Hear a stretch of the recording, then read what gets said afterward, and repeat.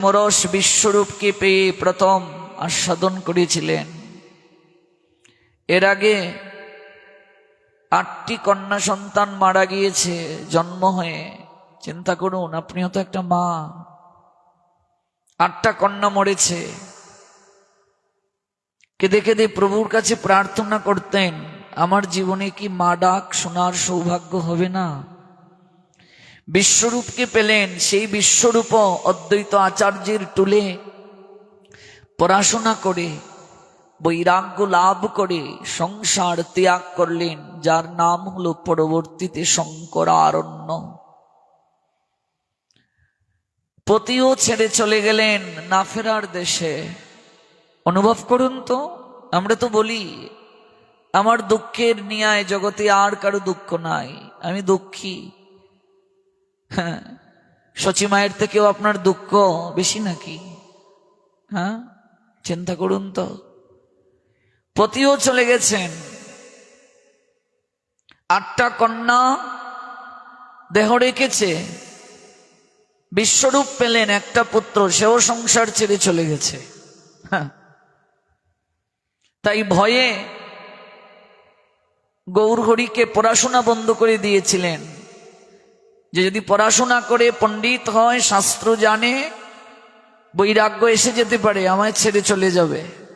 হ্যাঁ, তা কি আর করা যায়? শ্রেষ্ঠ পণ্ডিত হলেন গৌরহরি।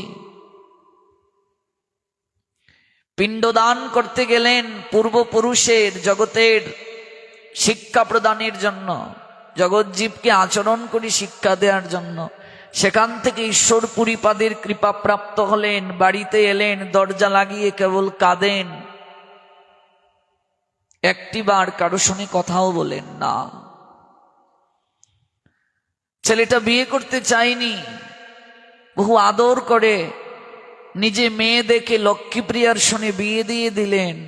মেয়েটাও চলে গেল না ফেরার দেশে।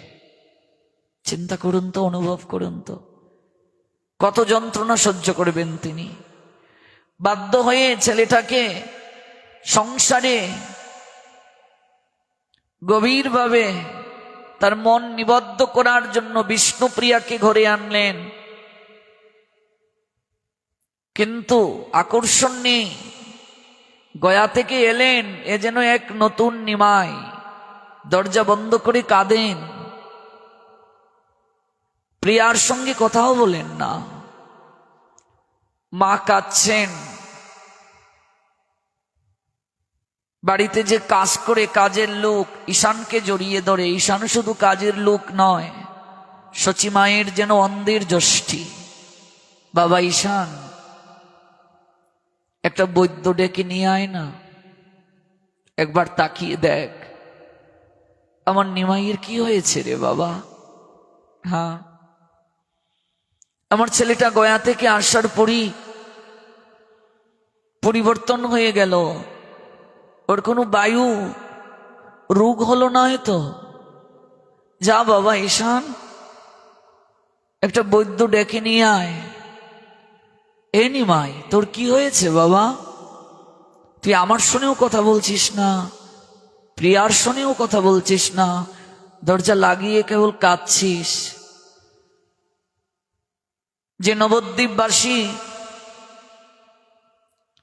সবসময় দেখেছিল কোনো বৈষ্ণব, কোনো কৃষ্ণ প্রেমিক ভয়ে নিমাইয়ের পাশ দিয়ে যেত না, কি জানি কি প্রশ্ন করেন, আজকে সেই নিমাই কৃষ্ণ কৃষ্ণ বলে কাঁদেন, নয়ন জলে ভাসেন, গড়াগড়ি দেন। এর আগে তার মাঝে কৃষ্ণ প্রীতি এমন ভাবে ছিল না। এখানেও একটা শিক্ষা, যে গুরু কৃপা না হলে যে হয় না। গৌরহরি গয়াতে গিয়ে গুরুকরণ করলেন, তারপরে সে ভাবে বিভোর হলেন। এর আগেও তো ভাবে বিভোর হতে পারেন, কিন্তু দেখালেন গুরু কৃপা ছাড়া হয় না, জগৎকে শিক্ষা দেওয়ার জন্য। ঈশ্বর পুরীকে ধন্য করিলেন শ্রী চৈতন্য জগৎগুরু গৌর মহাপ্রভু। গৌরহরি কেঁদে কেঁদে মাকে বলেছিলেন, কোন বৈদ্য আমাকে এই রোগ সারাতে পারবে না মা। আমি চোখটা বন্ধ করলে আমি দেখি কে যেন আমায় ডাকে, নিমাই তোর জন্য সংসার নয়, ঘর তোর জন্য নয়, সংসার তোর জন্য নয়। তুই যদি সংসারে থাকিস, অনন্তকাল ধরে যারা এই সংসারকে আঁকড়ে ধরে মায়ার কবলে কবলিত, বিষয়ের রশি দ্বারা এই সংসার রূপ বৃক্ষে বন্ধন হয়ে আছে, তাদেরকে কে বন্ধন মুক্ত করবে? কে জানি আমায় ডাকে মা, কে জানি আমায় ডাকে, কে জানি আমায় ডাকে। এ কি বলছিস বাবা? নিমাই, তুই ছাড়া যে জগতে আমার আর কেউ নেই বাবা। আমি 8টা সন্তানকে হারিয়েছি বাবা, আমার পুত্র বিশ্বরূপকে হারিয়েছি, আমি বিধবা, আমার জগতে তুই ছাড়া যে আর কেউ নেই বাবা। অথচ জগতের কল্যাণে সেই পক্ষকেশা জননী বৃদ্ধা মাতার চুল পেকে গেছে, তাকে ঘুমের ঘুরে রাখলেন। মায়ের বাৎসল্যকেও তিনি জগতের কল্যাণে বিসর্জন দিলেন। আমরা অকৃতজ্ঞ গো, সেই গৌরকে আমরা চিনি না। আজকাল মহাপ্রভুর কথা পাঠে আলোচনা হয় না। অনেক আলোচক এসেই দৌড় দিয়ে ব্রজলীলায় চলে যান। একবার বৃন্দাবন পরিক্রমা করি আর জয় নিতাইও নেই, জয় গৌর নেই, শুধু জয় রাধে জয় রাধে জয় রাধে। একবার বৃন্দাবন থেকে আসলেই জয় রাধে জয় রাধে জয় রাধে, জয় গৌর নেই, জয় নিতাইও নেই। দুর্ভাগ্য বাঙালি জাতির। আজকে ভাগবত যে শ্রবণ করছ, এই ভাগবত কে জগতের সনে সাক্ষাৎকার করলেন মহাপ্রভু। আজকে যে আমরা ব্রজ পরিক্রমা করছি, এই বৃন্দাবনের সকল তীর্থ আদি লুপ্ত হয়ে গিয়েছিল, মহাপ্রভু পুনরায় এগুলোকে প্রকাশ করলেন। রাধা প্রেমটাই গৌর প্রেম, গৌরকে পাশ কাটিয়ে সম্ভব নয় ভাগবতে প্রবেশ করা, গৌরকে পাশ কাটিয়ে সম্ভব নয় রাধা কৃষ্ণের লীলা শ্রবণ করা। যদি কেউ করে অপরাধ করবে। শুধু রাধা কৃষ্ণের লীলা আমাদের আস্বাদ্য নয়, রাধা কৃষ্ণের লীলার সনে গৌর লীলাকে মাখিয়ে মাখিয়ে আমাদের আস্বাদন করতে হবে। আমাদের আস্বাদন গৌর লীলার সঙ্গে রাধা কৃষ্ণের লীলাকে মাখিয়ে মাখিয়ে আস্বাদন, গৌরকে পাশ কাটিয়ে নয়। রাধারও মহিমা প্রেম রস সীমা জগতে জানাতো কে? কে জানাতো? গৌর না আসলে? শুধু জয় রাধে জয় রাধে জয় রাধে বলে যে চিৎকার করছি আমরা। কাজে সর্বপ্রথম জয় গৌর জয় নিতাই, জয় গৌর জয় নিতাই, সর্বপ্রথম জয় গৌর জয় নিতাই। পক্ষকেশা জননীর বাৎসল্যকে ত্যাগ করলেন। বিষ্ণুপ্রিয়ার মতো জগতে এত অনিন্দময়ী সুন্দরী খুব কমই ছিলেন। সেই জগৎ সুন্দরী সহধর্মিনীর সুহাগ বরা নির্মল আত্মদানময় প্রেম একবার অনুভব করুন তো, একবার ভাবুন তো, কি ছিল না তার? নদিয়া নগরবাসী প্রত্যেকটি মানুষের অন্তর বড়া প্রীতির আকর্ষণ, বিশ্ব বিশ্রুত পাণ্ডিত্যের সৌরভ, সহস্র বিদ্যার্থী মুখরিত চতুষ্পাটির গৌরব, সব কিছুকে তুচ্ছাতি তুচ্ছ করে, সব কিছুকে উপেক্ষা করে মাঘের শীতের নিশীতে এক কাপড়ে খরস্রোতা ভাগীরথী অতিক্রম করে তৎপর সন্ন্যাস আচার্যের চরণ প্রান্তে প্রবল বেগে প্রসাদন। কিসের জন্য গো? কিসের জন্য এত কিছু করলেন? যার চরণ সেবা করতে গিয়ে প্রিয়াজি ভেবেছিলেন চরণ এত নরম, আমার হাত কত কঠিন, এত নরম মহাপ্রভুর চরণ। নরোত্তম দাস ঠাকুর বললেন, গৌরাঙ্গের দুটি পদ যার ধন সম্পদ, সে জানে ভকতি রসসার। একমাত্র গৌর প্রেমর্ণবে যে ডুবেছে সেই রাধা মাধবের অন্তরঙ্গ, আর কেউ রাধা মাধবের অন্তরঙ্গ হতে পারবে না। গৌর পাশ কাটিয়ে রাধা মাধবের চরণে সবকিছু বিসর্জন দিলেও সে রাধা মাধবের অন্তরঙ্গ হবে না, গৌরকে যদি কেউ পাশ কাটিয়ে যায়। অথচ কোনদিন পাদুকা পরেন নাই নগ্ন পদে। এখন তো আমরা ডিজিটাল সাধু হয়েছি, ডিজিটাল বৈষ্ণব হয়েছি, জুতো পা দিয়ে আমরা নগর কীর্তন করি, এক ঘর থেকে আরেক ঘরে যাই, রাস্তায় লাফাই জুতো পা দিয়ে। কিন্তু গৌর হরি নগ্ন পদে খালি পায়ে সারাটা ভারত তিনি পরিভ্রমণ করেছেন। কত কাঁটা তার পায়ে বিদ্ধ হয়েছে অনুভব করুন, একবার ভাবুন তো, কত কাঁটা তার পায়ে বিদ্ধ হয়েছে।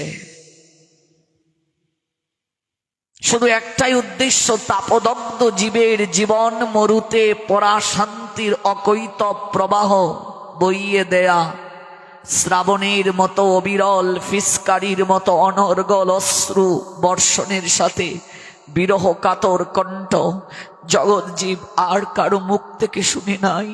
নিজে হরি হয়ে, নিজে স্বয়ং কৃষ্ণ হয়ে শ্রাবণের বরিশনের নিয়ায় অশ্রু চোখ থেকে ঝরছে, আরেকটা কাতর কণ্ঠ, হা কৃষ্ণ, হা কৃষ্ণ, কোথা গেলে কৃষ্ণ পাবো, কোথা গেলে কৃষ্ণ পাবো।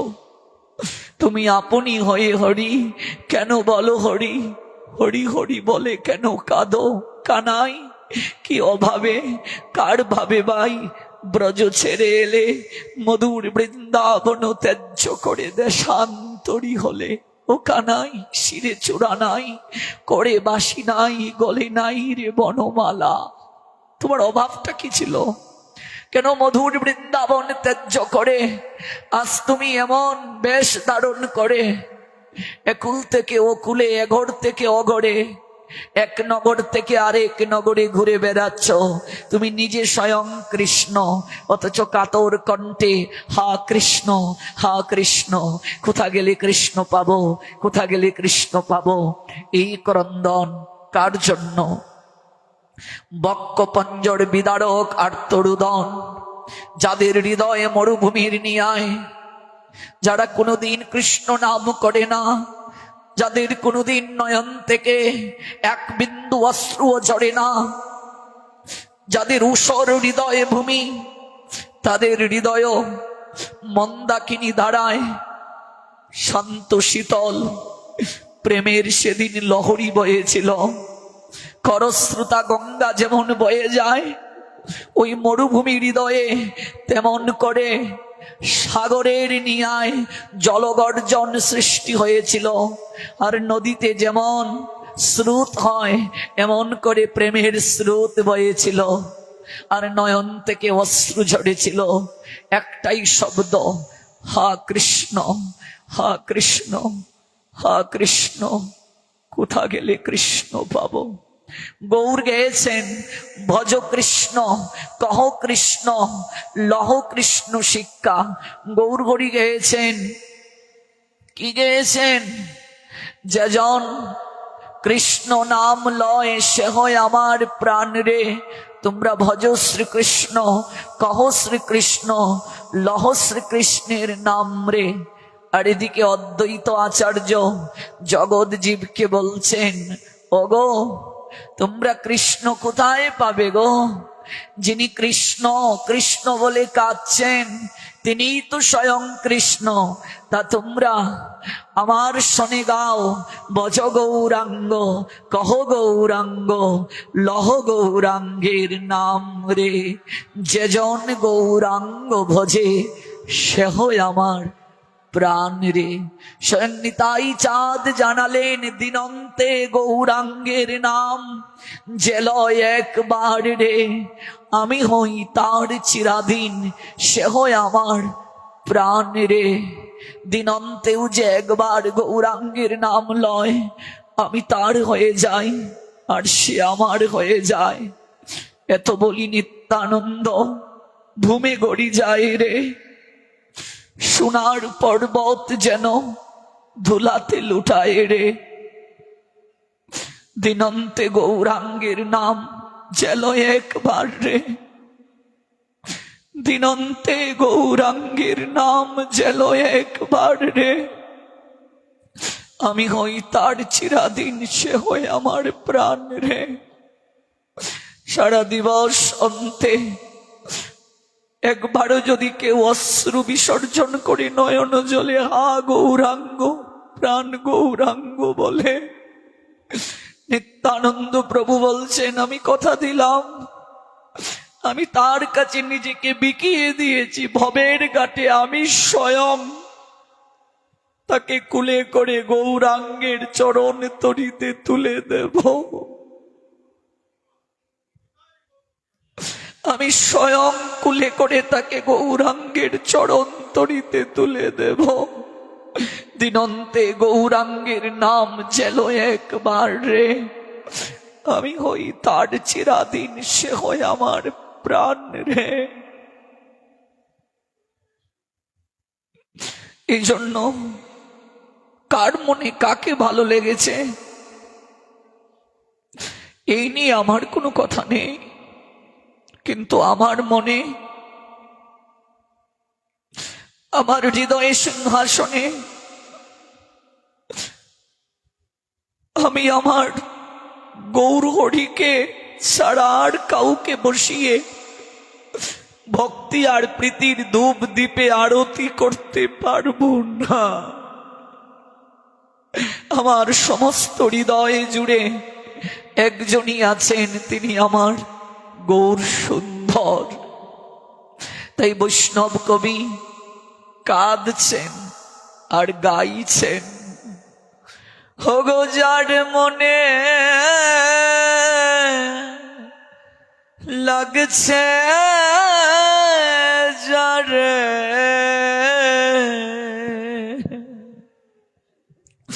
হগো তারে ভজ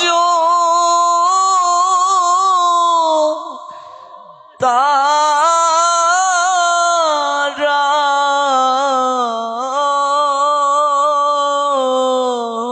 হগো যার মনে গৌর প্রেমানন্দে লাগছে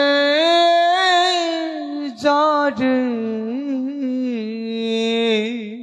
যার মনে যাকে ভালো লাগছে সে তাকে ভজন করুক। গো আমার মনে শচীর নন্দন গোরা ছাড়া আর কেউ নেই, আর কেউ নেই। ওগো তারে ভজক তারা।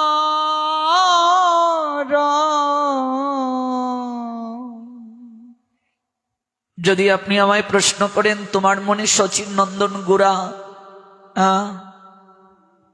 সেই শচীন নন্দন গোড়া কেন লাগলো, এত ভালো তাকে কেন লাগলো? কারণ প্রতি যুগে ভগবান এসে অস্ত্র ধারণ করে পাপীকে সংহার করেছেন। অসুর প্রবৃত্তির যারা তাদেরকে বিনাশ করেছেন। এই যুগে আমার মতো অসুর, আমার মতো পাপী আর কেউ নেই। আমি আর কোনো জায়গায় আশ্বাস পাইনি, আমি একটা জায়গায় আশ্বাস পেয়েছি, আমার গৌরাঙ্গ সুন্দরের কাছে। তিনি বলেছেন এবে অস্ত্র না ধরিব, প্রাণে কাউকে না মারিব। আমি অস্ত্র ধারণ করব না, কাউকে প্রাণে মারব না, আমি চিত্ত শুদ্ধি করিব সবার কাজে। আমার মতো অসুর সে গৌরাঙ্গের চরণ আঁকড়ে ধরবে না তো কার চরণ আঁকড়ে ধরবে গো? ওগো আমার মনে লাগছে ভালো শচীর নন্দন গোরা। আমি গৌরী ছাড়া কাউকে ভালো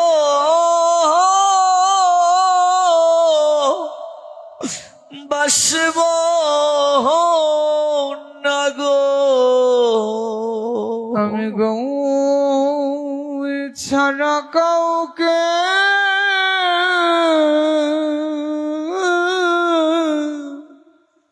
ভালোবাসবো না গো। কেন তুমি বাসবে না? কেন বাসবে না? তার কারণ প্রেম ভক্তি যদি ভগবান কৃষ্ণের কাছেও কেউ চায়, তিনি বিচার না করে প্রেম, বিচার না করে ভক্তি কাউকে প্রদান করেন না। কৃষ্ণে যদি ছুটে ভক্তি ভক্তি মুক্তি দিয়া কবু প্রেম ধন না দেন, তারে রাখেন লুকাইয়া। চৈতন্য চরিতামৃতে বলছেন, কৃষ্ণের কাছে যদি কেউ প্রেম চায় সহজে প্রেম দেন না, লুকিয়ে রাখেন, বিচার করেন পাত্র ঠিক আছে কিনা। কিন্তু আমার গৌর হরি হেন প্রেম শ্রী চৈতন্য দিলেন যথাতথা, বিচার করলেন না। জগাই মাদাই পর্যন্ত অন্যের কাকথা। যাদের পাপ কার্য লিখতে লিখতে 17টা গোডাউন ভরে গেছে, তাদেরকেও প্রেম দ্বারা পরিশুদ্ধ করে নিলেন। চিত্রগুপ্ত প্রবেশ করে দেখলেন সব কাগজ সাদা, কোনো হিসাব লেখা নাই। অবাক হয়ে ডাকছেন মহারাজকে, মহারাজ মহারাজ এই কি অলক্ষণে দৃশ্য! 17টা গোডাউন বড়া, যার পাপ কার্য লিখতে লিখতে জগাই মাদাই আমরা ক্লান্ত, আমরা বিস্মিত ছিলাম, কি শাস্তি দেব? কোনো পাপের হিসাব লেখা নাই। জগতে এমন কোন দয়াল আছে গো, এরকম মহাপাপী কেউ কৃপা করতে পারে, উদ্ধার করতে পারে? কোন দয়াল আছে জগতে? বিচার না করে কৃপা প্রদান করেন। বাচ্চা ধুলাবালি মেয়েকে মায়ের কাছে গেলে মা যেমন কাউকে বলেন না বা কারো কাছে যেতে বলেন না, খুলে তুলে নেন, নিজের হাতে পরিষ্কার পরিচ্ছন্ন করে ঝেড়ে মুছে বাৎসল্য দান করেন। আমার গৌরাঙ্গের চরণে একবার যে হা গৌর বলে সমর্পিত হতে পেরেছে, আমার মহাপ্রভু মহাপাপীকেও তাদের অনন্ত জনমের আবর্জনা নিজের হাতে ধুয়ে মুছে পরিষ্কার করে তাকে কুলে তুলে পরমানন্দ সাগরে ভাসিয়ে দেন। আমি আমার সেই গৌরকে ভালোবাসবো না তো কাকে ভালোবাসবো গো? আমি গৌর ছাড়া কাউকে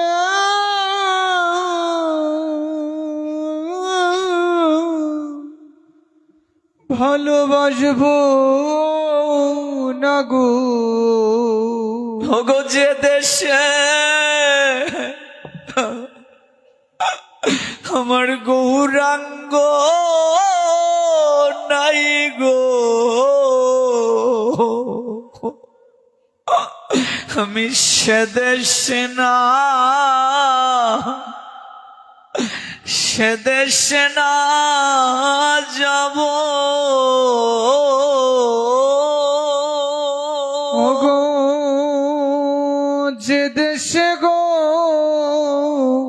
রঙ্গ নাই গো, আমি সে দেশে না যাব।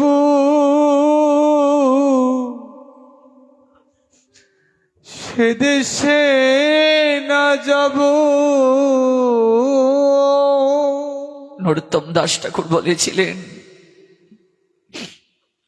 আমি বিচিত্র পালঙ্কে শয়ন সুখ চাই না প্রভু, দাস দাসী আমার সেবা করবে, আমার এই অভিলাষ নাই।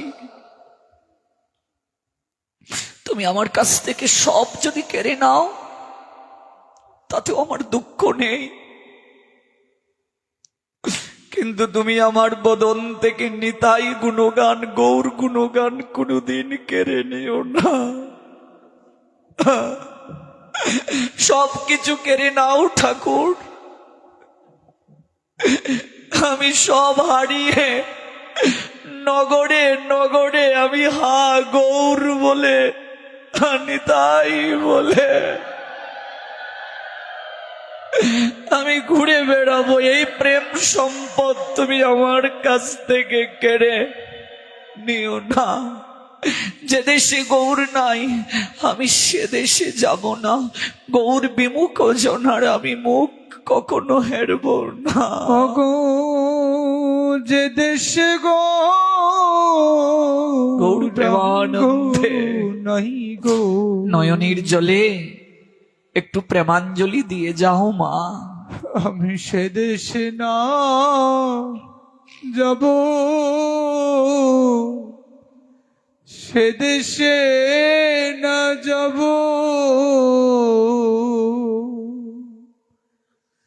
আমি গৌরবী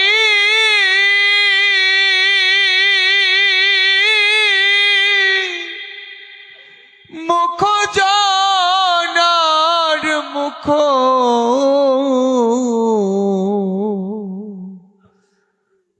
মুখ না হেরিব,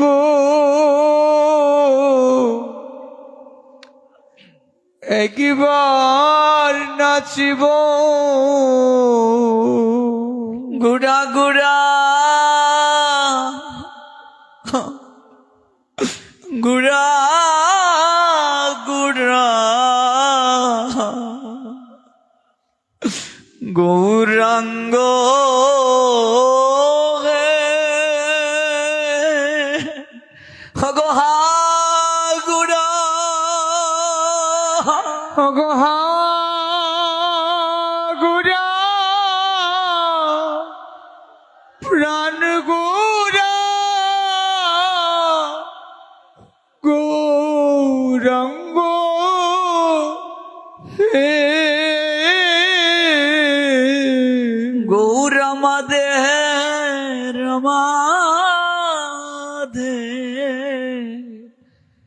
হগয় আমাদের প্রাণ। গৌর আমাদের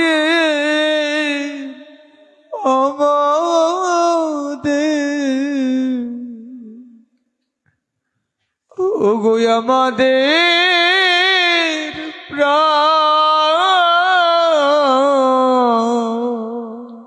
যদি এইভাবে অধিকার নিয়ে হৃদয় মাঝে গৌরকে বাঁধতে পারো, জীবন ধন্য হয়ে গেছে, আর আসতে হবে না। বাঙালি গৌরকে এমন ভাবে গ্রহণ করতে আদৌ কি পেরেছে? আজ বিদেশিরা এসে কাঁদে হা গৌরাঙ্গ বলে। আমি নিজে তো দেখে এলাম মায়াপুরে, ওরা মদ মাংস ছেড়ে, ওরা শর্ট কাপড় চোপড় ছেড়ে নয়নে তিলক দিয়ে, ললাটে তিলক দিয়ে, নয়নে অশ্রু বিসর্জন করে, কণ্ঠে মালা, সনাতন সংস্কৃতি ধারণ করে, নয়নে অশ্রু বিসর্জন, ললাটে তিলক, কণ্ঠে মালা, আর বদনে একটাই নাম গৌরাঙ্গ। ওরা কাঁদে, আর আমরা কোথায় পড়ে আছি? তাই বৈষ্ণব কবি বলছেন গৌর আমাদের, ও গৌর আমাদের,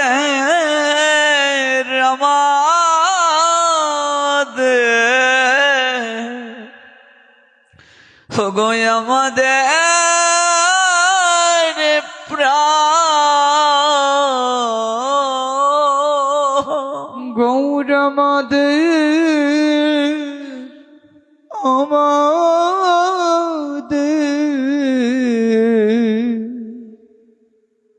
ও গো আমাদের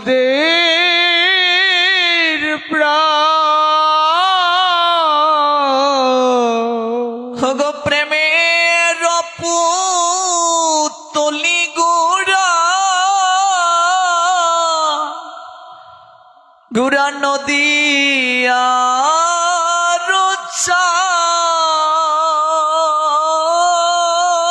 ওগো প্রেমের তুলি গোড়া নদী আরো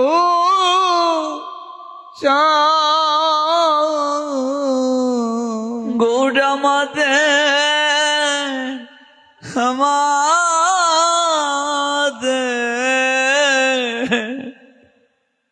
ওগো আমাদের প্রাণ গৌরামাদের আমাদের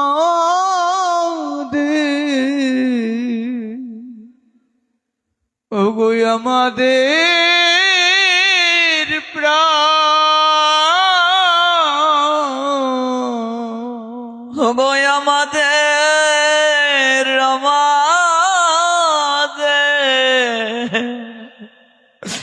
গৌর আমাদের প্রাণ গৌর আমাদের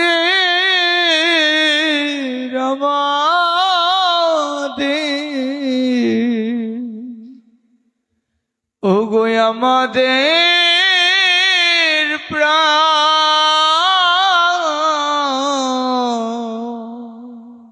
সংসারে আমরা যে ভালোবাসাটা দিচ্ছি, এই ভালোবাসাটা আমরা ভুল জায়গায় অর্পণ করছি। সংসারে কেবল দায়িত্ব থাকবে বাবা, কেবল কর্তব্য থাকবে, কিন্তু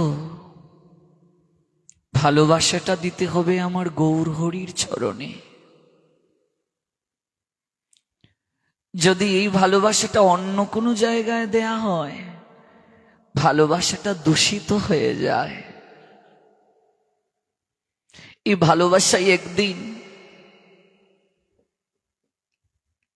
ভালোবাসাই একদিন কি করে প্রতিবাদ করে বিক্ষুব্ধ হয়ে যায় যে আমাকে যার চরণে দেওয়ার কথা, অর্পণ করার কথা, তুমি ওই জায়গায় না দিয়ে ভুল জায়গায় দিয়েছ। এই জন্য দেখবে মাঝে মাঝে আমরা কষ্ট পেয়ে বলি আর কাউকে ভালোবাসবো না।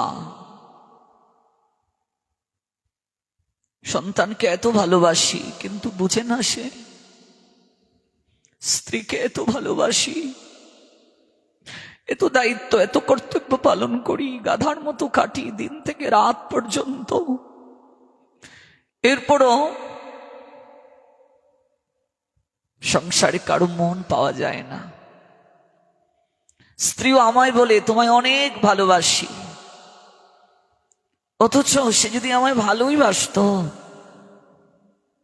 আমাকে এত ভালোবাসে বলছে, কিন্তু আমি ভালোবাসি আমার মহাপ্রভুকে।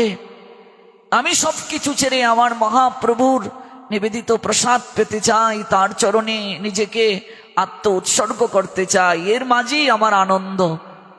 তাহলে সে যদি আমাকে ভালোই বাসতো, আমাকে আনন্দেই রাখতো, তাহলে কেন সে গ্রহণ করছে না? সে আমায় ভালোবাসে না, মিথ্যেবাদী সে। শাস্ত্র বলছে মিথ্যেবাদী, মিথ্যে কথা বলছে, সে তোমায় ভালোবাসে না, বাসে না, বাসে না, বাসতে পারে না। এই জগতে আমরা সবাই অভিনয় করছি, ভালোবাসার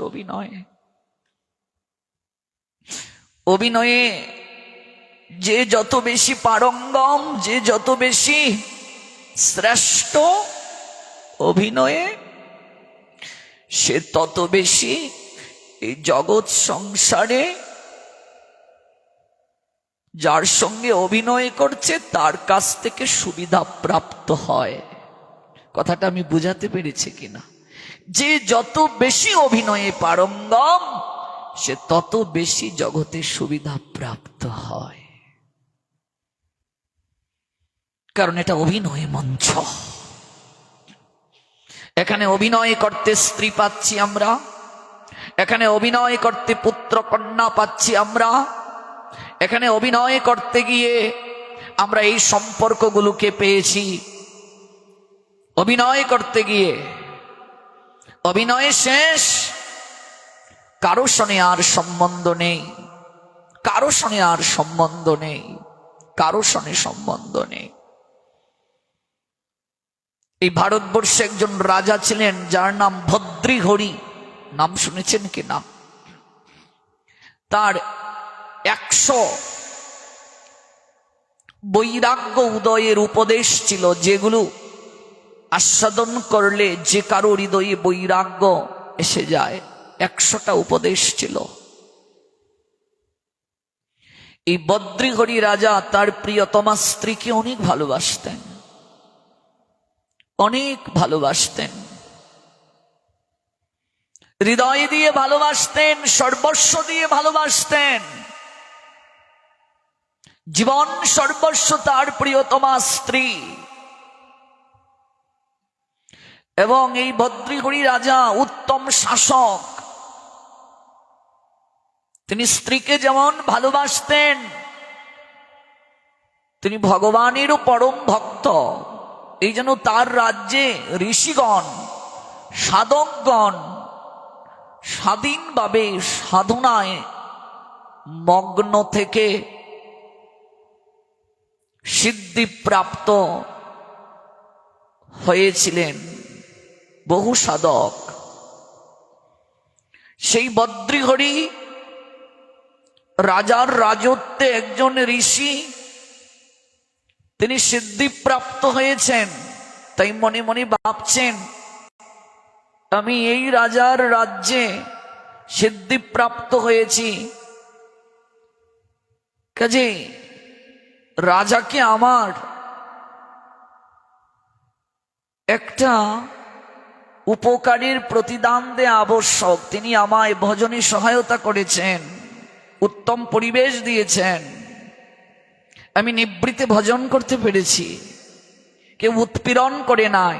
বলে দিয়েছেন ভদ্রীহরি রাজা যে আমার রাজ্যে যে সকল ঋষিগণ ভজন করবেন নিবৃত্তে অরণ্যে, কেউ যেন উৎপাত না করে। কাজে সেই ঋষি ভদ্রীহরি রাজার নৈকট্যে এসে বলছেন, হে রাজন, আমি আপনারই রাজত্ব ছেড়ে অন্য কোথাও চলে যাব। এখানে থেকে আমি অনেক বছর সাধনা করেছি, কোনো উৎপীড়ন প্রাপ্ত হইনি, সিদ্ধিপ্রাপ্ত হয়েছি আমি। আপনাকে আমি একটা অমৃত ফল দিয়ে যেতে চাই, একটা প্রতিদান দিয়ে যেতে চাই। এই অমৃত ফলটির বিশেষ একটা গুণ আছে। এই অমৃত ফল যে গ্রহণ করবে 100 বছর নিরুগ শরীরে অটুট যৌবন নিয়ে এই জগতে সে বিষয় ভোগ করতে পারবে। গৌর প্রেমানন্দে। কত বছর বাবা? নিরুগ শরীরে। আমাদের এই শরীরে রোগ হবে কি না? সাধকেরও রোগ হবে কি না? হবে। শরীর ছাড়তে গেলে তো নষ্ট হওয়া দরকার। গুরু বৈষ্ণবের রোগ হবে কি না? হবে, প্রত্যেকের হবে। কিন্তু বলছেন 100 বছর নিরুগ শরীরে রোগ হবে না, যৌবন থাকবে, মানে বৃদ্ধ হবে না। 100 বছর এই অমৃত ফল প্রাপ্ত হলে অটুট যৌবন নিয়ে সংসারে থাকতে পারবেন। হে রাজন, আমি এই ফলটা আপনাকে এজন্যই দিয়ে যেতে চাই। আপনি উত্তম শাসক, আপনার মতো রাজা যদি জগতে দীর্ঘায়ু প্রাপ্ত হয়, জগতের কল্যাণ হবে। অমৃত ফলটা গ্রহণ করে ঋষিকে প্রণাম দিলেন, দক্ষিণা প্রদান করলেন। ঋষি বিদায় নিলেন। মহারাজ ফলটিকে হাতে নিয়ে তিনি মনে মনে চিন্তা করছেন, আমি তো আমার সর্বোত্তম ভালোবাসাটা আমার স্ত্রীকে দিয়েছি। স্ত্রীর প্রতি আমার সবচেয়ে দুর্বলতা, সবচেয়ে ভালোবাসা স্ত্রীর প্রতি। কাজেই এই ফলটা আমি আমার রানীকেই প্রদান করব।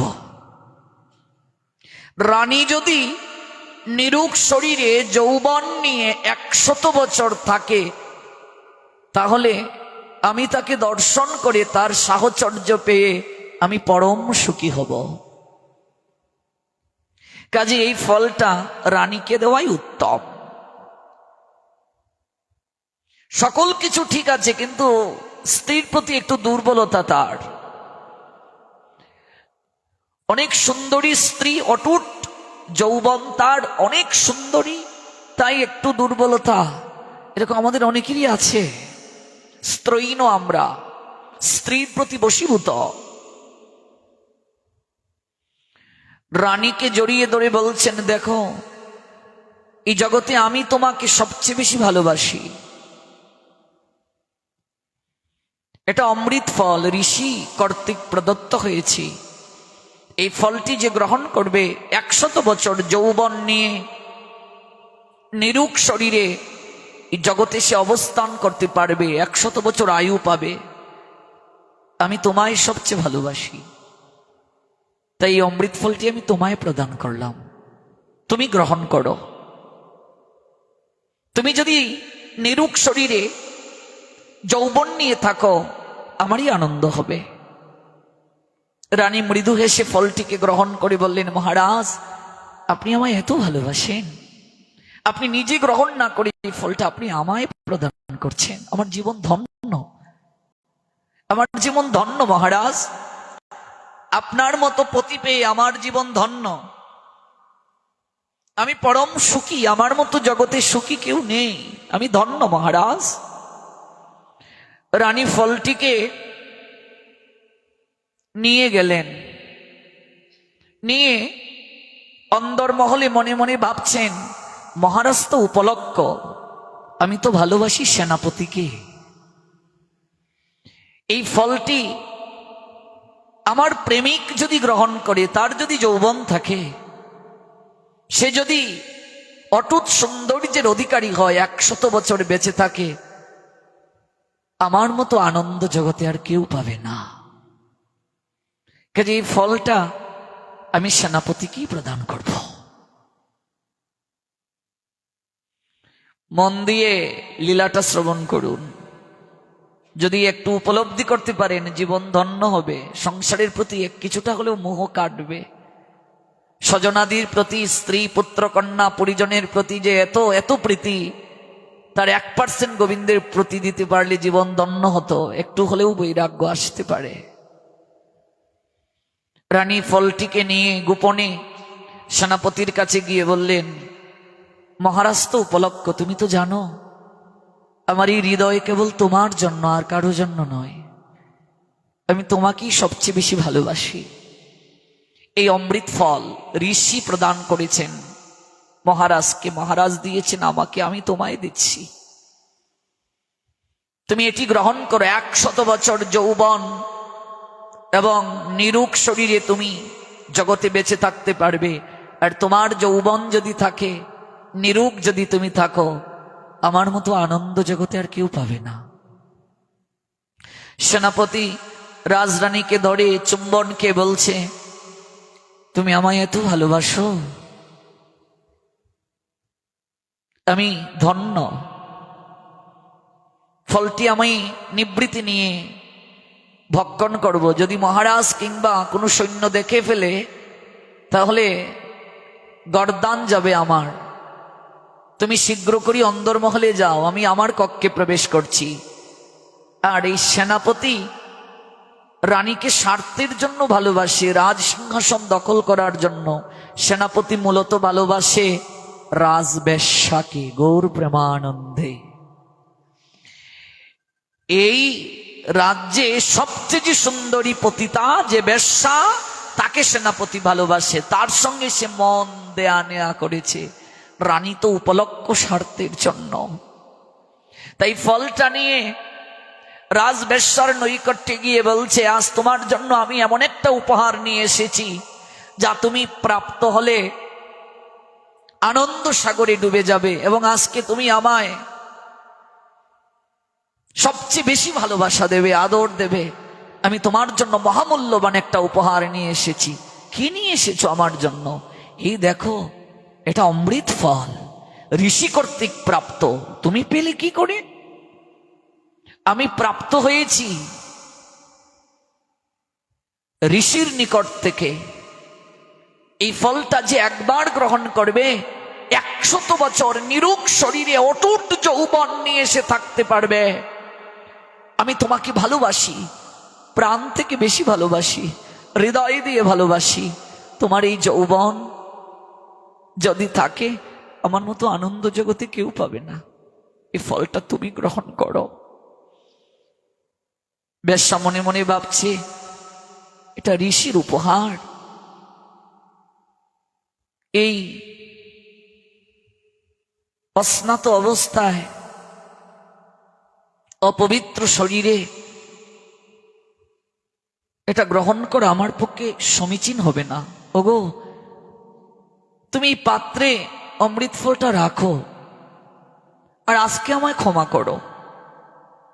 আজ আমি তোমার মনোবাঞ্ছা পূরণ করতে পারবো না গো। আমার এই জীবন যৌবন তো সব তোমাকেই দিয়েছি। তুমি আগামীকাল এসো, আমি স্নান করে পবিত্র হয়ে এই ফলটা গ্রহণ করব। সেনাপতি বলছে, আচ্ছা প্রিয়া, তুমি তাই করো। স্নান করে শুদ্ধ শরীরে অমৃত ফলটা হাতে নিয়ে মনে মনে ভাবছে, সারাটা জীবন আমি বেশ্যাবৃত্তি করে কাটিয়ে দিলাম। আমার মতো বেশ্যা জগতে যদি বেঁচে থাকে, তাহলে আরো পাপ সে উপার্জনই করবে। আমার মতো বেশ্যা যদি জগতে বেঁচে থাকে, তাহলে তো আরো পাপ উপার্জনই করবে, আরো পাপ তার সঞ্চয় হবে। বরং এই ফলটা আমি মহারাজকে গিয়ে প্রদান করব। গৌর প্রেমানন্দে এই ফলটা আমাদের রাজ্যের মহারাজকে নিয়ে আমি অর্পণ করব। কারণ এই মহারাজের মতো এরকম সুশীল ও ধার্মিক রাজা যদি 100 বছর জগতে বেঁচে থাকেন, তাহলে প্রজাদের কল্যাণ হবে, প্রজারা সুখে শান্তিতে থাকতে পারবে। শুনেছি এই রাজ্যে ঋষিগণ মুনিগণ নির্বিঘ্নে ভজন করতে পারেন, কেউ বাধা প্রদান করে না। জীবনে কোনো পুণ্য কার্য তো আমি করি নাই, অন্তত মরার আগে একটা পুণ্য কার্য আমি করে যেতে চাই। একটা পুণ্য কার্য। কোথাকার জল কোথায় গড়িয়ে যাচ্ছে দেখেছেন? সিনেমায় একের পর এক দৃশ্য পরিবর্তন হয়। এই জীবনটাও সিনেমার ন্যায়। হ্যাঁ, জীবনে অন্তত একটা পুণ্য আমি করে যাই। আমি তো সারাটা জীবনই বেশ্যাবৃত্তি করে কাটালাম। মরার আগে অন্তত একটা পুণ্য করে যাই। এই ফলটা আমি মহারাজকে নিয়ে অর্পণ করব। মহারাজ যদি এই ফলটা গ্রহণ করে, জগতের কল্যাণ হবে। একজন অপরাধী, একজন পাপী জগতে বেঁচে থাকলে সমাজের কি কল্যাণ হবে? এই প্রেমানন্দ মহারাজের নিকটে হাজার হাজার লোক চরণে পড়ে কেঁদে কেঁদে কিডনি দিতে চায়। কিডনি, বাবাজি মহারাজের 2টো কিডনি নেই, অথচ বেঁচে আছেন। কেঁদে কেঁদে গিয়ে বলে যে আমাদের কিডনি আমরা দান করব। আমাদের মতো লোক জগতে বেঁচে থাকলে জগতের কি কল্যাণ হবে? কিন্তু আপনি যদি জগতে বেঁচে থাকেন, জগতের বহুত কল্যাণ সাধিত হবে। দধিচি মুনি জগতের কল্যাণে নিজের জীবন বিসর্জন করেছিলেন, আপনারা জানেন। কারণ তার হাড় থেকে অস্ত্র তৈরি করা হবে, বস্ত্র, যা দ্বারা অসুরকে বধ করা হবে। দধিচি মুনির নিকটে গিয়ে ইন্দ্র এবং সকল দেবতারা যখন জানালেন যে আপনার হাড় থেকে এক অস্ত্র তৈরি করা হবে, যে অস্ত্র দ্বারা অসুরের বধ হবে,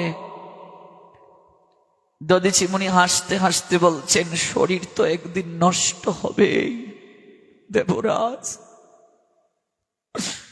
জগতের কল্যাণে যদি এই শরীরটাকে ত্যাগ করতে পারি, আমার জীবন ধন্য হয়ে যাবে। জগতে বিত্তশালী যারা, অর্থশালী যারা, মনে রাখবে মরে যখন যাবে একটা টাকাও নিয়ে যেতে পারবে না। কিন্তু সাধু বৈষ্ণব যারা জগতের তরে জীবন বিসর্জন দিয়েছেন, যারা মহাপ্রভুর বাণী গ্রাম থেকে গ্রামান্তরে পৌঁছে দেন, সামর্থ্য অনুযায়ী তাদেরকে সহায়তা করুন। তাদের ঘর নাই, সংসার নাই, মহাপ্রভুর প্রচার সুদৃঢ় সুবিস্তার হতে যদি কোনো অর্থের প্রয়োজন হয়, এই অর্থ প্রদান করুন, আপনার জীবন ধন্য হয়ে যাবে। যে অর্থ আপনি নিয়ে আসেন নাই, সাধু সেবায় যদি একটু অর্থ ব্যয় করতে পারেন, আপনার জীবন ধন্য হবে। এই অর্থ, বিত্ত, বৈভব, সাম্রাজ্য কিচ্ছু আপনি নিয়ে যেতে পারবেন না, সব এখানে পড়ে থাকবে। আপনি যদি আপনার শরীর একটু সাধু সেবায়, বৈষ্ণব সেবায়, গুরু সেবায়, ভগবানের সেবায় লাগাতে না পারলেন, অধিকার প্রাপ্ত না হলেন সেবার, এর থেকে দুর্ভাগ্যর কি হতে পারে? এই শরীরটা যদি নষ্ট হয়ে যায়, অনুভব করুন, আত্মা যদি চলে যায়, শরীর নষ্ট হয়ে গেছে। আর যদি আমার এই শরীরটাকে আগুনে পুড়িয়ে দেয়া হয়, কয়েক ঘন্টার আগুনে দাউ দাউ করে আমার সকল অহংকার জলে পুড়ে ছাড়কার হয়ে যাবে, ছাই হয়ে যাবে, এক মুঠো ছাই। আর যদি সমাধি দেয়া হয়, মাটি চাপা দেয়া হয়, তাহলে এই শরীরটা কে খাবে? পোকামাকড় খাবে। আর যদি শরীরটাকে কোথাও রেখে আসা হয়, কোথাও পড়ে থাকে, শৃগাল টেনে নিয়ে যাবে, কুকুর টেনে নিয়ে যাবে, শকুন খুবলে খুবলে ছিঁড়ে ছিঁড়ে খাবে। এই শরীর নিয়ে এত বড়াই করছি আমরা, এত অহংকার করছি এই শরীরটা নিয়ে, এই যৌবন নিয়ে এত অহংকার করছি আমরা। অনুভব করুন,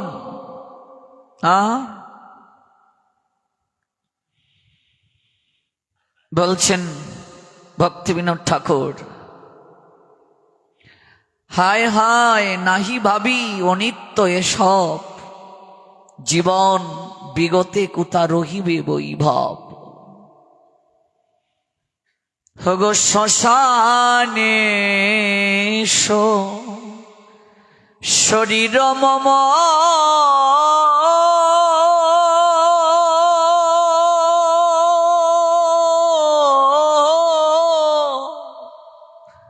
হগ পড়িয়া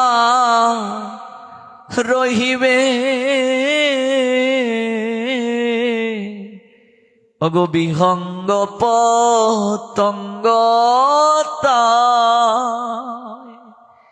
বিহার করিবে। হগ কুকুর শৃগাল সব, হগ আনন্দিত হয়ে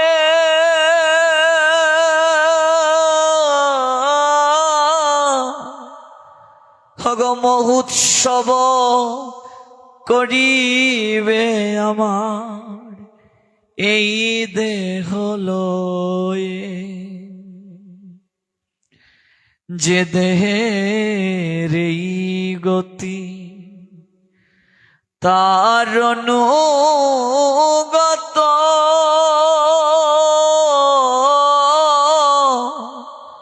সংসার বৈভবার বন্ধুজন যত, হগয়ত এব হগ মায়া মোহ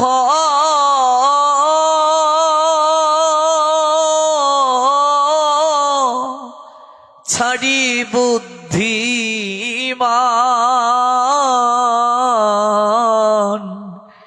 নিত্য তত্ত্ব কৃষ্ণ ভক্তি করুণ সন্ধান।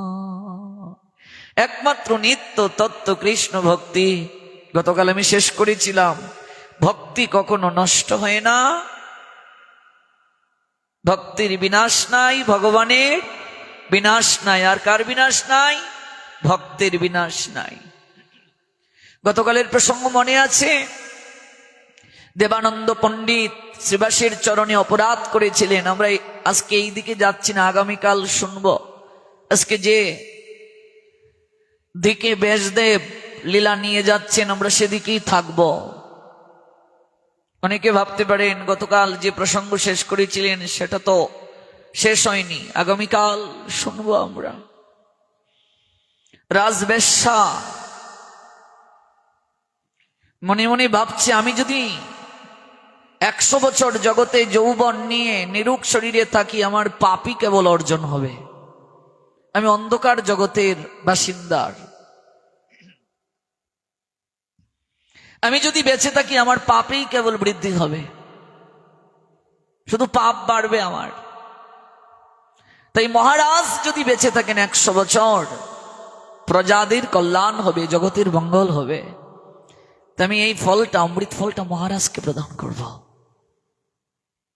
জগতের কল্যাণে নিজের জীবন বিসর্জন দেওয়ার মাঝে পরম সুখ রয়েছে, আনন্দ রয়েছে। এর থেকে জীবনে আর পরম আনন্দ, পরম সুখ হতে পারে না।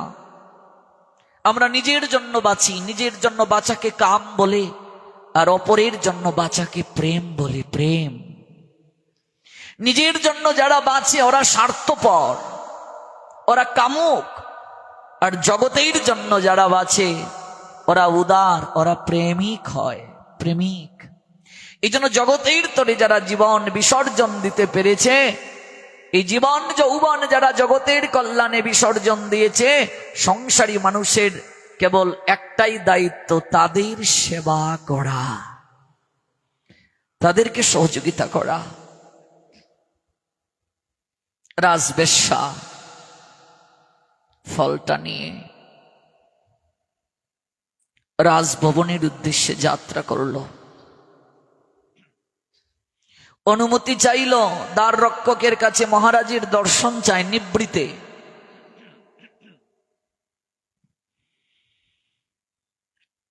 নিবৃতে আমি একটু সাক্ষাৎ করতে চাই। রাজ দরবারে নয়, মহারাজকে গিয়ে বলবে রাজ দরবারে নয়, আমি নিবৃতে একটু সাক্ষাৎ করতে চাই। মহারাজ অনুমতি দিলেন। অপূর্ব সুন্দরী রমণী বেশ্যা, যৌবনের আলোয় চারিদিক আলোকিত, ছিটকে পড়ে এই সৌন্দর্যের আভা। মহারাজকে গিয়ে প্রণাম দিয়ে কেঁদে কেঁদে বলছে, মহারাজ আমি বেশ্যা। একদিক থেকে আমার মতো পাপী জগতে আর কেউ নেই। আমি আপনার জন্য একটা উপহার নিয়ে এসেছি মহারাজ। অন্তত মরার আগে আমি একটা পুণ্য কার্য করে যেতে চাই। এই দেখুন, এটি অমৃত ফল, ঋষি কর্তৃক প্রদত্ত হয়েছি। এই অমৃত ফল যদি কেউ গ্রহণ করে 100 বছর অটুট যৌবন নিয়ে নিরুক শরীরে জগতে সে বাস করতে পারবে। আমার মতো বেশ্যা যদি জগতে বেঁচে থাকে মহারাজ 100 বছর, এই শরীর বিকিয়ে দিয়ে কেবল পাপই অর্জন করবে। কিন্তু আপনার মতো ধার্মিক রাজা, প্রজাবৎসল মহারাজ যদি জগতে বেঁচে থাকে, জগতের কল্যাণ হবে মহারাজ। ফলটা আপনি গ্রহণ করুন। মহারাজের চরণ থেকে মাটিটা যেন সরে যাচ্ছে, মাথাটা ঘুরছে, অবাক বিস্ময়ে ভাবছেন আমি কি দেখছি। সত্যি করে বলো, এই ফল তুমি কোথায় পেলে? নতুবা আমি তোমায় গর্দান দেব। সত্যি করে বলো, এই ফল তুমি কোথায় পেলে? সত্যি করে বলো, এই ফল তুমি কোথায় পেলে? মহারাজ, যদি আপনি অভয় দেন আমি বলি, রাজ সেনাপতি আমায় জীবন দিয়ে ভালোবাসেন। সেনাপতি আমায় এই ফলটা প্রদান করেছেন। মহারাজ বেশ্যাকে বলছেন, তুমি যাও, যাও তুমি। মহারাজ আপনাকে বিষণ্ণ দেখাচ্ছে, আপনি কি অসুস্থতা অনুভব করছেন? তুমি যাও, তবে যাওয়ার আগে একটা কথা শুনে যাও।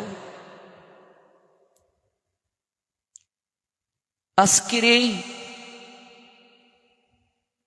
তোমার দর্শন, এই রাজভবনের নিবৃত্তে তোমার পদচারণা কোন এক রাজাকে তার জীবনটা হয়তো পাল্টে দিয়েছে। কথাগুলো অনুভব করবেন। তোমাকে আমি ধন্যবাদ দিয়ে বিদায় দিচ্ছি। তোমার এই নিবৃত্তে দর্শন আর এই পদচারণা কোন এক রাজার জীবনটাকে হয়তো পাল্টে দিয়েছে। এই জন্য তুমি আমার নমস্য। এই কি করছেন মহারাজ? একজন রাজা তার গুরুদেব ব্যতীত, কোন সাধু সন্ন্যাসী ব্যতীত কারো চরণে তো মাথা নোয়ায় না, পিতা মাতা ব্যতীত কারো চরণে মাথা নোয়ায় না। এক বেশ্যাকে আপনি নমস্য জ্ঞান করছেন। তুমি তা বুঝবে না। তুমি চাও, তুমি চাও, চাও, চাও, চাও, তুমি চাও। ফলটা হাতে নিয়ে সেনাপতিকে ডাকলেন। সত্যি করে বলো সেনাপতি, এই ফল তুমি রাজবেশ্যাকে প্রদান করেছ, কোথায় পেলে তুমি এই ফল? যদি অসত্য বলো আমি তোমার গর্দান নেব। মহারাজ, আমি অসত্য বলবো না, আপনি আমার প্রাণ কেড়ে নেবেন না। মহারানী আমায় জীবন দিয়ে ভালোবাসেন।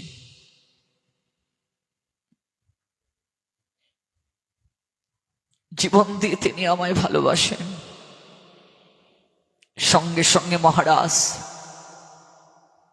সেনাপতির মস্তকে রাজ মুকুটটা দিয়ে সেনাপতিকে আলিঙ্গন দিয়ে বলছেন, এই রাজ্য আমি তোমার কাছে অর্পণ করলাম। মহারাজ কি করছেন? তুমি আমার জীবন পাল্টে দিতে সহায়তা করেছ। মাকে গিয়ে, রাজা তার মাকে গিয়ে সাষ্টাঙ্গে প্রণাম দিয়ে বললেন, মা বিদায় দাও। এই সংসার আমায় বুঝিয়ে দিয়েছে মা, সংসারে কে আপনার জন আমায় বুঝিয়ে দিয়েছে মা। তুমি আমায় বিদায় দেও।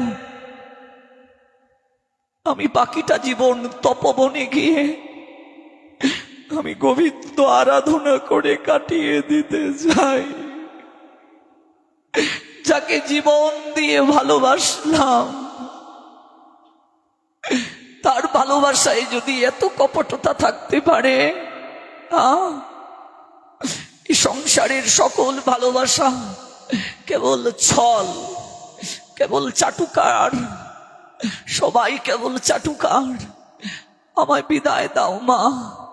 অনেক হলো, যে বিত্ত বৈভব আছে, বাকিটা জীবন তোমার অভাব হবে না। তুমি আমায় বিদায় দাও। সকল ঘটনা মায়ের কাছে খুলে বললেন। মা তখন বললেন, সাধন পথে কেউ যদি যেতে চায় তাকে বাধা দিতে নাই পুত্র। আমি তোমায় বাধা দেব না, আমি তোমায় বাধা দেব না। কিন্তু পুত্র,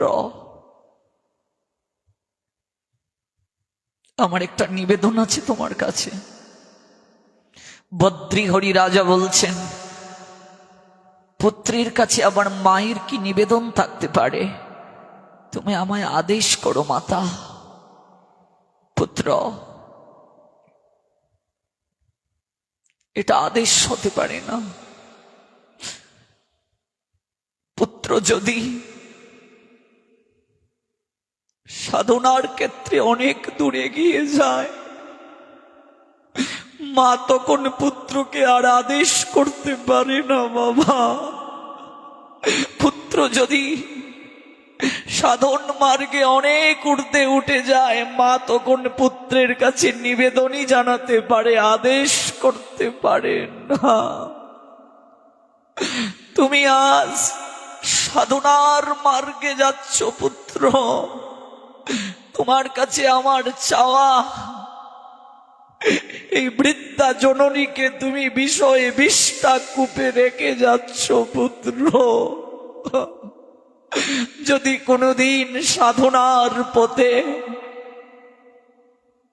শ্রী গোবিন্দের দর্শন তোমার হয় পুত্র, এই জীবনের সকল কিছু ত্যাগ করে তুমি যাকে প্রাপ্তির জন্য আজ সংসার ত্যাগ করছো পুত্র,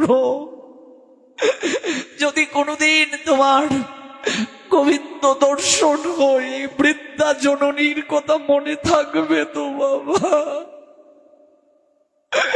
এই বৃদ্ধা জননীর কথা মনে থাকবে তো? তুমি তোমার প্রভুর কাছে বলিও, পিছনে এক হতভাগিনী দাঁড়িয়ে আছে যে তোমায় গর্ভে ধারণ করেছিল। গৌর প্রেমানন্দে পিছনে এক হতভাগিনী দাঁড়িয়ে আছে, সে তোমায় গর্ভে ধারণ করে জগতের আলো দেখিয়েছিল পুত্র। তোমার শ্রী গোবিন্দ যেন আমার শেষের দিনটা সুস্থ শরীরে জগৎ থেকে নিয়ে নেয় পুত্র। আমি যেন কারো অবলম্বন না হই, আমি যেন বিছানায় না পড়ি। মারে, জগতে এর মতো দুর্ভাগ্য কোনো নারীর, কোনো পুরুষের হতে পারে না। এই শরীর, এই দেহরথ যদি অচল হয়ে যায়, বিছানায় পড়ে যায়, এর থেকে দুর্ভাগ্য আর কিছু হতে পারে না। কদিন টানবে তোমার পুত্র পুত্রবধূ, সংসারের মানুষ কদিন টানবে? ওরা একদিন বলবে, জঞ্জাল মরে না কেন, মরলেই বাঁচি, মরলেই বাঁচি। এই জন্য প্রতিদিন ভাগবতে এই প্রার্থনাটা কেবল করবে, যেন সুস্থ শরীরে গোবিন্দের নাম নিয়ে যেতে পারো জগৎ থেকে। আর কোনো প্রার্থনা নয়, সুস্থ শরীরে গোবিন্দের নামটা নিয়ে যেন যেতে পারো। জগতে যে কটা দিন বেঁচে থাকো, একটাই প্রার্থনা হবে। জগতে যে কটা দিন বেঁচে থাকো, একটাই প্রার্থনা হবে, তোমার সেবা যেন করে যেতে পারি। তোমার সেবা থেকে বঞ্চিত করিও না প্রভু গো, আর কিছু চাই না। তোমার সেবা থেকে বঞ্চিত হয় করিও না পুত্র। তুমি বলিও, পিছনে এক হতভাগিনী দাঁড়িয়ে আছে, যেন সুস্থ শরীরে তিনি নিতে আসেন। ওই ভবের ঘাটে যেন বইটা হাতে নিয়ে তিনি দাঁড়িয়ে থাকেন আমার জন্য। এই বদ্রীঘড়ি পরবর্তীতে মহান সাধক হয়েছিলেন। এরকম 100 বৈরাগ্য প্রাপ্তির লীলা তিনি লিখে গিয়েছিলেন গ্রন্থে, যে গ্রন্থ খুব দুর্লভ। বদ্রীঘড়ি রাজা সকল কিছুকে ত্যাগ করে চলে গেলেন। পিছনে রাজরানী কেঁদে কেঁদে ডেকেছিল, ওগো তুমি আমায় একটা কোথাও বলে যাচ্ছ না, চলে যাচ্ছ। কি বলে যাব তোমায়, কি বলে যাব? পিছনে তাকালেন না। তোমায় একটা কথা বলে যাব, বিদায় বেলা একটা কথা তোমাকে বলে যাই, কিন্তু তোমার দিকে আমি আর তাকাতে পারবো না। যদি কোনোদিন তুমি আমার চলে যাওয়াটাকে উপলব্ধি করতে পারো, তোমাকে আমি একটা কথা বলে যাচ্ছি, এই যৌবন চিরকাল থাকবে না। যদি পারো দুর্বাসনা হৃদয় থেকে দূর করে একটু গোবিন্দের আরাধনা করিও।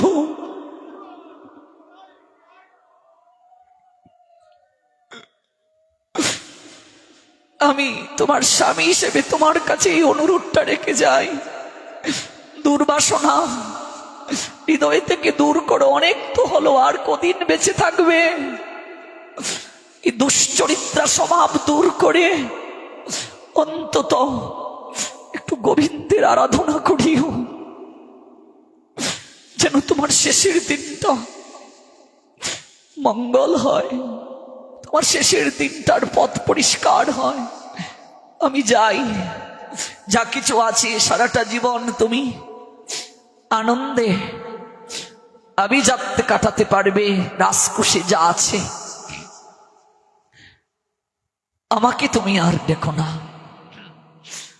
ভজন পথে আর বাধা হয়ে দাঁড়িও না। বাকিটা পথ আমি মালিকের সেবা করার জন্য যাচ্ছি। সাধক একটাই প্রার্থনা করে, সাধকের একটা প্রার্থনা হওয়া উচিত। বদ্রীহরি রাজা আমাদের কি শিক্ষা দিয়ে গেলেন? আজ আলোচনা থেকে কি নেব? কৃষ্ণদাস গোসাই কাঁদছেন আর আমাদের অনুভব করাচ্ছেন। হগো নামের মালা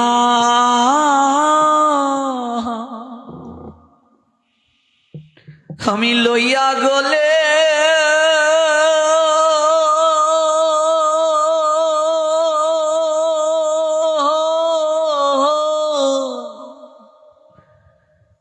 আমি ভাসি যেন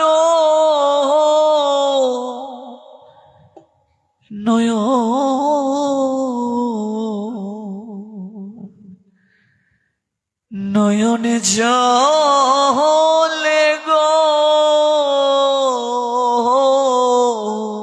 ওগো নামের মালা। কি দিয়ে যাবে ভাগবতের চরণে? ওই অঞ্জলিটা দিয়ে যাও। আমি লইয়া গলে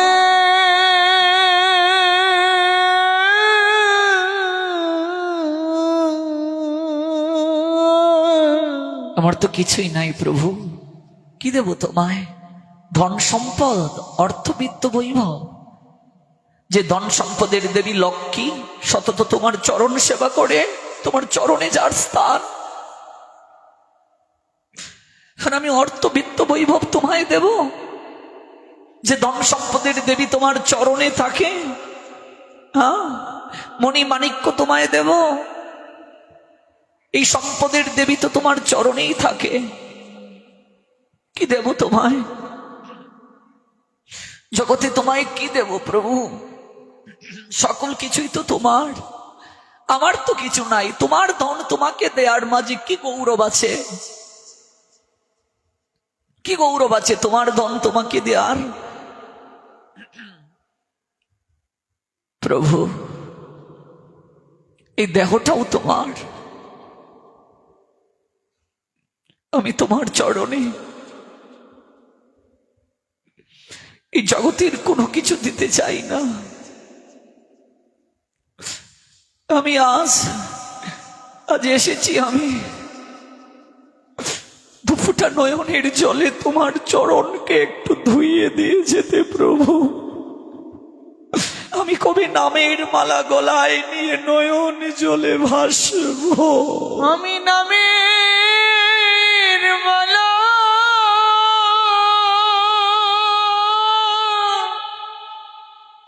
লয়া গলে বাসি যেন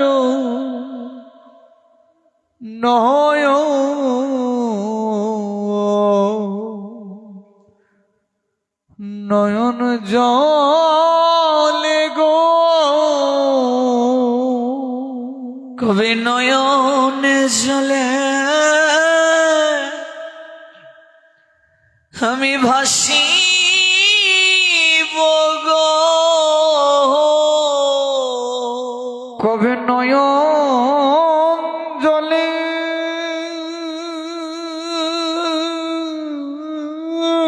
গৌর প্রেমানন্দে আমি বাসি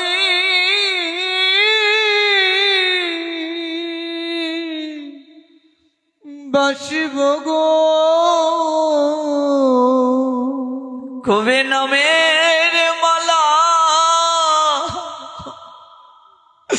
গলে নিয়ে আমি নয়নে জলে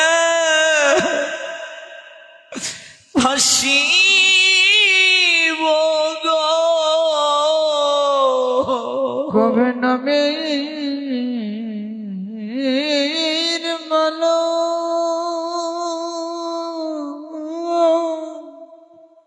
গৌর প্রেমানন্দে আমি লয়া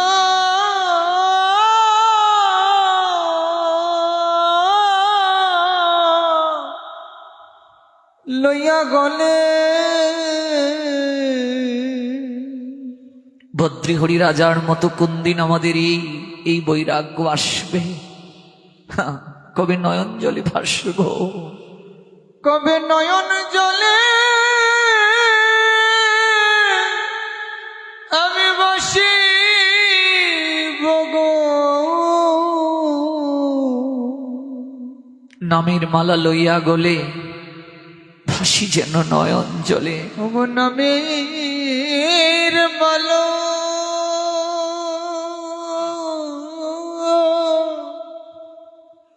আমি লয়া গলে ওগো ভাসি যেন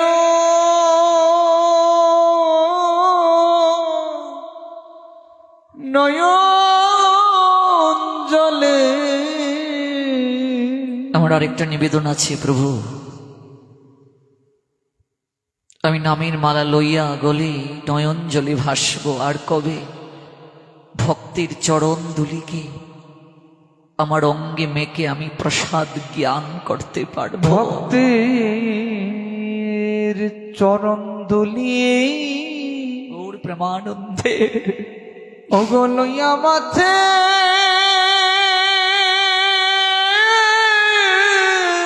হরি বল হরি বল হরি বল। গৌর প্রেমানন্দে আমি করি যেন রহস্য প্রসাদ গান গো প্রভু গো সেদিন আমার কবে বা হবে? প্রভু গো সেদিন হরি বল হরি বল।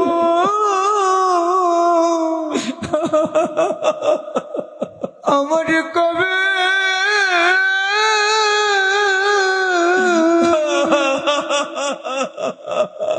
কবে হবে? প্রভু গো সেদিন আমার কবে বা হবে? প্রভু গো সেদিন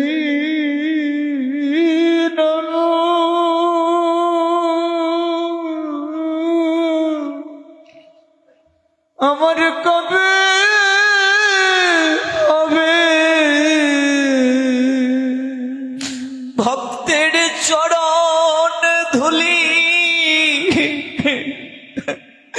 লইয়া মাথে আমি করি যেন প্রসাদ জ্ঞান। ভক্তের চরণ ধুলি আমি লইয়া মাথে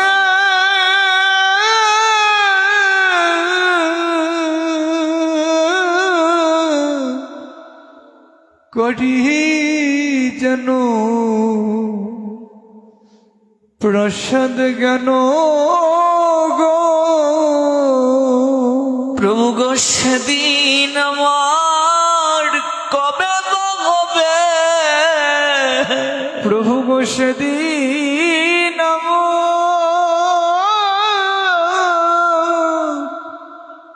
আমার কবে বা হবে কবে হা গোবিন্দ প্রাণ গোবিন্দ বলে আমি নয়নে জলে ভাসিব গো। কবে হা গোবিন্দ প্রাণ গোবিন্দ বলে আমি নয়ন জলে কবে বসিব গো। কবে আমার সেই দিনটা হবে তুমি বলে দাও প্রভু। আমি যে গুড় বিষয়ী, আমি যে গুড় বিষয়ী, লক্ষ জনমের ময়লা আবর্জনা হৃদয় মাঝে আমি নিয়ে এসেছি প্রভু। আমার দুর্বাসনা হৃদয়ে এত প্রবল, যার কারণে আমি এই ভজন করতে পারছি না। আমার হৃদয় মরুভূমির নিয়ায়, যার কারণে তোমার এই মধুময় কথা শ্রবণের পরও আমার হৃদয় গলে না, নয়নে অশ্রু আসে না প্রভু। বলো না কবে আমার সেদিন হবে, কবে নয়ন জল দ্বারা তোমার চরণ যুগল ধৌত করে আমি প্রেমাঞ্জলি নিবেদন করতে পারবো। বলো না আমার সেই দিনটি কবে হবে, কবে আমার সেই সৌভাগ্য হবে। এই জন্য মহাজন বলছেন আমার সেদিন কবে বা হবে। আপনাদের চরণে প্রার্থনা কেবল নিবেদন করছি, আমাকে কৃপা করুন, করুণা করুন। আমি বড় পাপী, আর আমরা সবাই মিলে এই ভাগবত ভগবানের কাছে অশ্রু নিবেদন করে এই প্রার্থনা জানিয়ে যাই, প্রভু অন্তত সেই দিনটি আমাদের জীবনে যেন একবার হলেও আসে। গৌর প্রেমানন্দে যেন জীবনে একবার হলেও সেই দিনটি আসে। আজ আর নয়, আগামীকাল আমার আলোচনা বিশ্রাম হবে। 9 দিন দেখতে দেখতেই চলে গেল। গৌর হরির কৃপা হলে আবার হয়তো সাক্ষাৎকার হবে। মহাপ্রভু সবাইকে করুণা করুন।